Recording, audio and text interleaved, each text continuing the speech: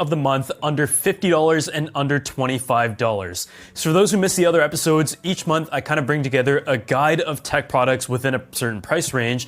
Some episodes have products that are under $10 and under $20, whereas others might go into the $100 and $200 range. And this month, I feel like we're in a really good price point where there's a good sweet spot of products that are the budget side of items that typically cost a lot more money, as well as ones that are just like a very good value overall. As always, I'm giving away a few of the items from this video, so just go ahead and drop a like on this video, subscribe to the channel, leave a comment down below with what your favorite item is, as well as your Instagram username, and I'll be picking a winner in 3 weeks. All the products are also going to be linked down below, and a huge thanks to Amazon Smart Home for sponsoring this video.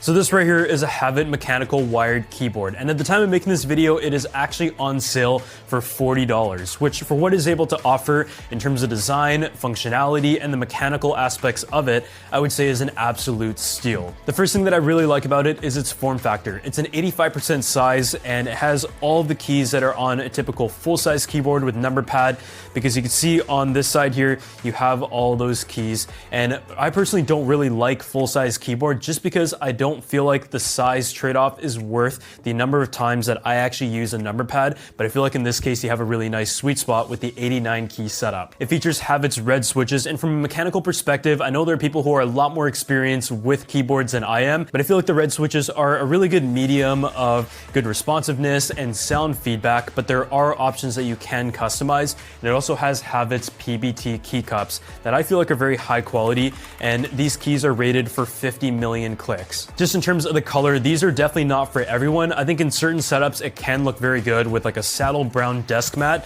but for my desk setup, obviously this doesn't pair that well, but Havit has like a very broad selection of mechanical keyboards as well as gaming and RGB keyboards, because we actually featured one in a desk setup makeover episode back in the day, and I really want to bring that series back. Some of their notable features is the kickstand that is on the bottom that puts it at a really nice angle, and the actual wire is also braided, so generally, the high quality elements of a budget keyboard are all found in this option. So this next accessory right here is a PS5 gamepad, and something that I really hate doing is having to type out my entire username and password whenever I'm trying to make a purchase on like the PlayStation Store or log into my account. Having a keyboard is really nice, especially if you play games that could utilize this, but also if you do a ton of chat. It is just a QWERTY keyboard that snaps onto the PS5 controller, and they've molded it very nicely. There's also other features such as like a speaker that is built in. You're able to charge it directly via USB Type-C on the bottom here, which makes a lot of sense because it's the same one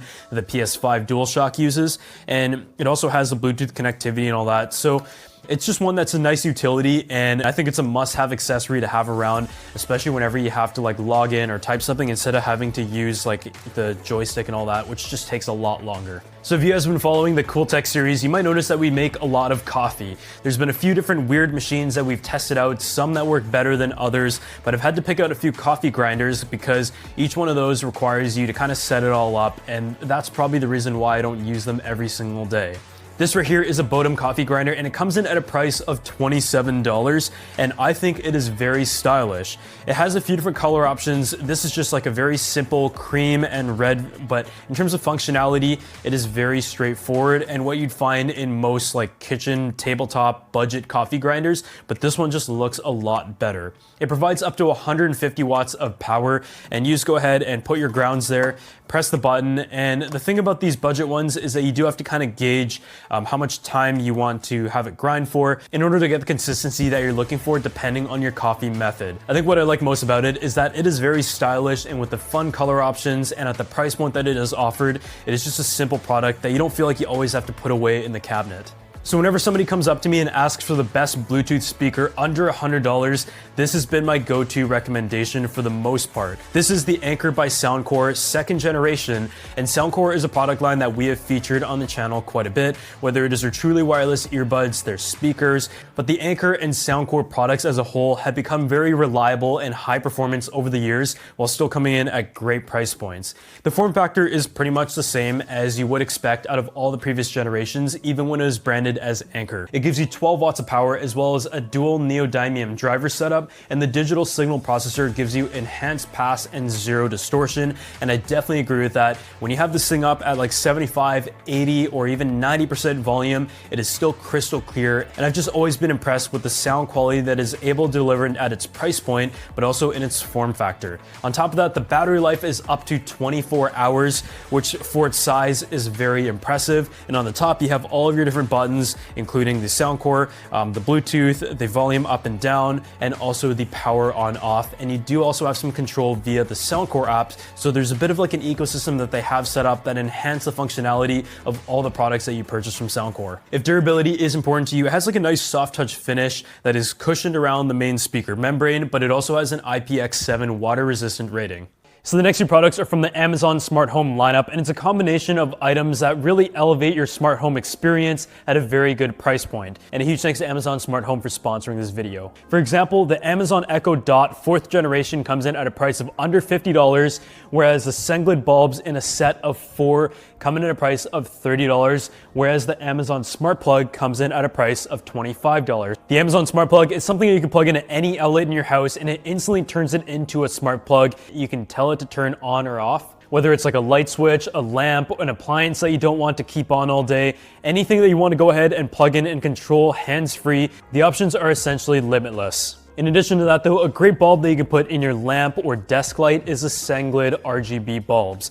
These are all smart bulbs, and for a pack of 4, $30 is a great deal. They not only have 16 million colors that you can fully customize specific to different moods and scenes, but at the same time, it also gives you 800 lumens of brightness, which is actually on the higher end of a lot of the smart bulbs that I've tested out in the past. All these products are brought together by Amazon Alexa and the Echo Dot 4th generation, which is what you're able to use as not only a speaker, but also essential for your smart home system. You can connect all devices such as the smart plugs and as well as the Senglid bulbs to be able to work all in conjunction through voice controls, routines that you can change from your smartphone app and customize it exactly the way that you like, and also have specific routines. So in my case, here are 2 scenarios.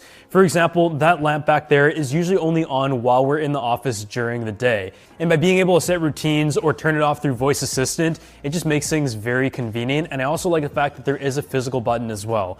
Alexa, turn on the light. Okay. Alexa, turn off the light.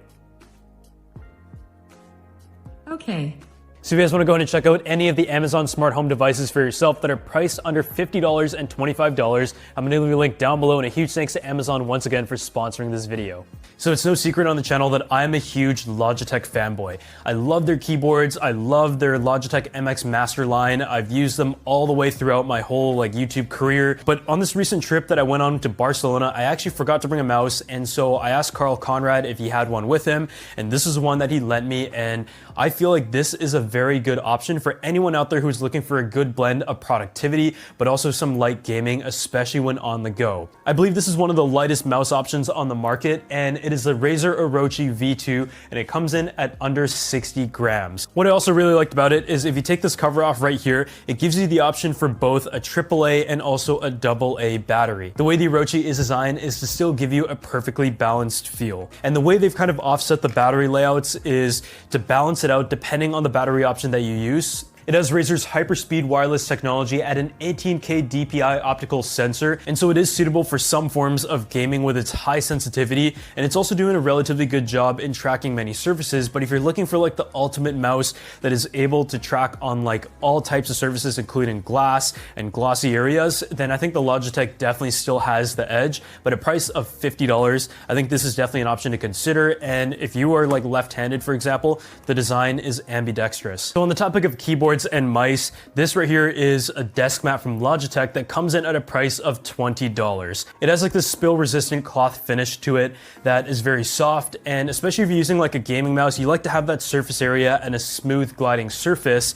And on top of that, I also liked how they've tapered off the edges. It has a nice anti-slip finish to the bottom with its rubber, and for 20 bucks, you really can't go wrong. I feel like this is very reasonably priced, and it does come in at a good size and many fun colors. For my own desk setup though, I have a desk mat from IKEA, and that comes in at about $25 to $30, so within the price point of this video.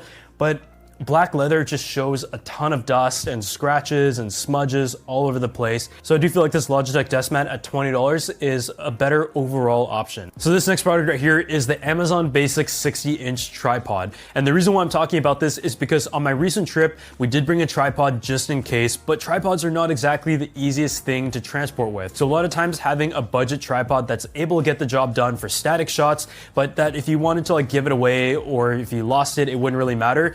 This is definitely the one to look at because it comes in at a price point of under $30. It's able to hold a payload of about 6.6 pounds. So on like smaller cameras like the Sony FX3 that we use, that is totally fine. But in terms of quality, it actually isn't that bad for its price. As you can see here, it has like a built-in spreader. It is made out of metal. The top obviously isn't like a fluid head pan head, but as I mentioned, for like static settings, having a tripod is better than having no tripod, of course. And I also really like the way that the feet work because they self-stabilize in different locations. And by hanging your backpack or just like a sandbag or whatever you can find, it is able to add greater stability for a relatively low price tripod. It is able to extend and compact between a range of 25 to 60 inches. And the tripod itself weighs in at just about 3 pounds and comes with a carrying case. But I've got to say, like with camera equipment, there's a whole range of price points. At $30, this is a no-brainer to have, considering like one replacement screw on our main tripod recently just costed us like $100. So this next accessory right here is the Alnazi tripod MagSafe mount for the iPhone 12 and 13. As someone who started filming a lot of stuff on the iPhone for like the real vlogs on Instagram and this and that, having a tripod is really nice. And I really like not having to use like these like plastic clamps and all that to be able to clip your phone in place. But by having the MagSafe support, you can just go ahead and drop your phone there and are very quickly and easily able to attach and detach your device after you're done using it on the tripod. So in terms of the build quality, they have checked every single box, and most importantly, the MagSafe is very, very strong on this. They have integrated the magnets quite well, which is an issue with a lot of like cheaper accessories. For $40, I obviously had some pretty high expectations, and I would have liked to have seen some cheaper options out there, but this is fully made out of metal. It includes an accessory that is able to allow you to have like a hot shoe. So for example, if you want to have like a light or a microphone attached, but on top of that, they've also cut out the holes pretty nicely to cut some of the weight. And on the bottom, it has the area where it actually goes on your tripod plate. But I will say, if you do need this accessory and you film a lot on your smartphone, then spending that $40, I guess, makes sense because the quality is good. But I am still trying to look for like a cheaper alternative. So this next accessory right here is the TT Star iPhone Lav mic that comes in at a price point of $23. And as its name mentions, it is for the iPhone and you're able to plug it into the lightning port, and it gives you a bit of a different perspective when it comes to recording audio or doing conference calls into your smartphone. The iPhone mic is honestly quite good already for phone calls, for video recording, anything that you want to do on it. It is not bad at all. But in certain scenarios where you're outside in a very echoey place or it's very windy, having a lav microphone, especially if you like vlog on your smartphone, could be very useful. You just go ahead and plug it in, and because it is MFI certified, it just works right away. You don't need any additional software or features or all that kind of stuff. And just like the microphone that I have on here for the video right now, you just clip it onto your shirt and it just brings the mic right to you. It also has like a little windscreen that is attached, but in scenarios where it isn't as windy, I do tend to opt to take it off just because it's a lot more minimal in its appearance. So if you want to like walk around and do casual interviews and stuff, or just record yourself, then this is an option that is a lot more affordable than some of the alternatives out there. Of the microphone that I picked up. So here's a sound test of the lab microphone that I picked up for the iPhone. As you can see, I just have it plugged in here. Didn't have to install any software. It is good to go. And if you're doing like a public video where you want to like pass the mic on to somebody else and be able to get like a more directional sound, then this is something that gets the job done. It isn't the cheapest option out there. It's like right around the mid price point for something like this, but it is MFI certified. And I would say the sound quality is like more concentrated, nothing crazy, but you really can't expect too much aside from like a good pickup. But otherwise, that wraps it up for this month's Best Tech episode, where we covered the products under $25 and under $50. And as always, go ahead and check out all the other episodes because I have a ton of them that are on the channel in the gift guides, as well as just the month-by-month episodes. And whether your price point is under